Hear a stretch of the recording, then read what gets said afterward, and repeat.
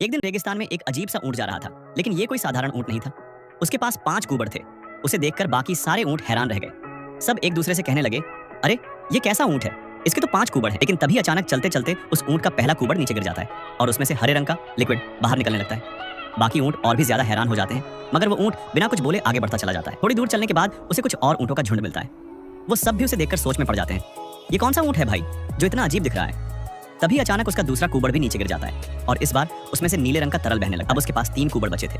वो ऊंट धीरे धीरे आगे बढ़ता गया।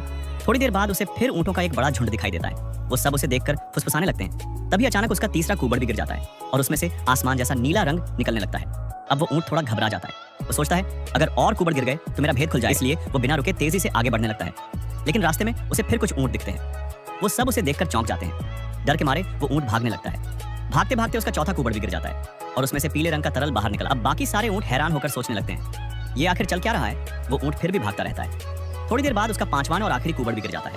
अब वो पूरी तरह से बदल चुका था।